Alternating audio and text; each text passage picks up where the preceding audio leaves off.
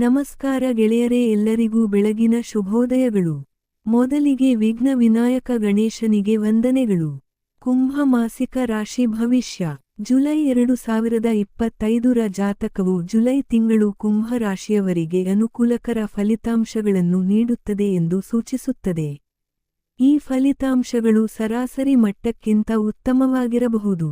ನಿಮ್ಮ ವೃತ್ತಿ ಸ್ಥಾನದ ಅಧಿಪತಿ ಈ ತಿಂಗಳು 7ನೇ ಮನೆಯಲ್ಲಿರುತ್ತಾನೆ.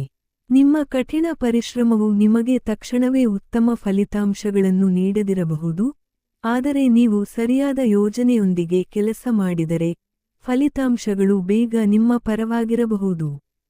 ಈ ತಿಂಗಳು ವ್ಯವಹಾರಕ್ಕೆ ಸಂಬಂಧಿಸಿದಂತೆ ಯಾವುದೇ ದೊಡ್ಡ ಅಪಾಯವನ್ನು ತೆಗೆದುಕೊಳ್ಳುವುದು ಸೂಕ್ತವಲ್ಲ.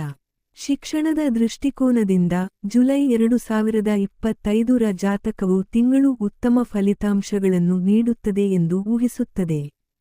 ವಿಶೇಷವಾಗಿ ಕಲೆ ಮತ್ತು ಸಾಹಿತ್ಯಕ್ಕೆ ಸಂಬಂಧಿಸಿದ ವಿದ್ಯಾರ್ಥಿಗಳು ಈ ತಿಂಗಳು ಉತ್ತಮವಾಗಿ ಮಾಡಲು ಸಾಧ್ಯವಾಗುತ್ತದೆ.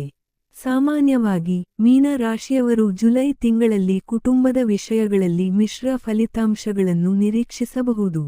ಕೌಟುಂಬಿಕ ವಿಷಯಗಳಲ್ಲಿ ಸಣ್ಣ ಸಮಸ್ಯೆಗಳು ಕಂಡುಬರಬಹುದು. ಈ ತಿಂಗಳು ಕುಟುಂಬ ವಿಷಯಗಳಲ್ಲಿ ಕೆಲವು ವಿವಾದಗಳು ಇರಬಹುದು, ಆದರೆ ಕೊನೆಯಲ್ಲಿ ಕುಟುಂಬದಲ್ಲಿ ಎಲ್ಲವೂ ಶಾಂತ ಮತ್ತು ಸಾಮರಸ್ಯದಿಂದ ಕೂಡಿರುತ್ತದೆ.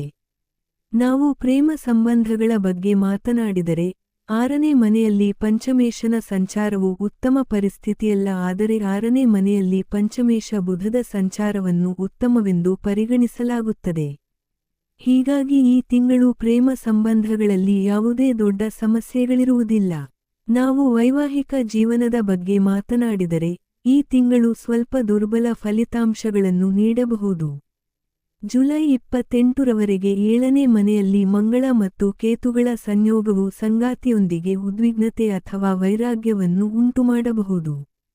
ಹಣಕಾಸಿನ ವಿಷಯಗಳ ಬಗ್ಗೆ ಮಾತನಾಡುತ್ತಾ ಈ ತಿಂಗಳು ಲಾಭದ ದೃಷ್ಟಿಕೋನದಿಂದ ಉತ್ತಮ ಫಲಿತಾಂಶಗಳನ್ನು ನೀಡುತ್ತದೆ.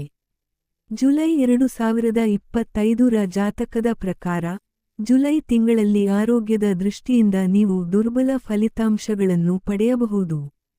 ಆದ್ದರಿಂದ ಮೊದಲನೆಯ ಮನೆಯು ರಾಹು, ಕೇತು ಮತ್ತು ಮಂಗಳದಂತಹ ಗ್ರಹಗಳ ಪ್ರಭಾವದ ಅಡಿಯಲ್ಲಿ ತಿಂಗಳುಗಳವರೆಗೆ ಇರುತ್ತದೆ. ಇದು ಗಾಯಗಳು, ನೋವುಗಳು ಕಾರಣವಾಗಬಹುದು. ಪರಿಹಾರ: ಹನುಮಾನ್ ಚಾಲೀಸವನ್ನು ನಿಯಮಿತವಾಗಿ ಪಠಿಸಿ. ದಯವಿಟ್ಟು ಈ ವಿಡಿಯೋಗೆ ಲೈಕ್ ಮಾಡಿ ಮತ್ತು ಜೈ ಶ್ರೀ ಬನಶಂಕರಿ ದೇವಿ ಎಂದು ಕಮೆಂಟ್ ಮಾಡಿ.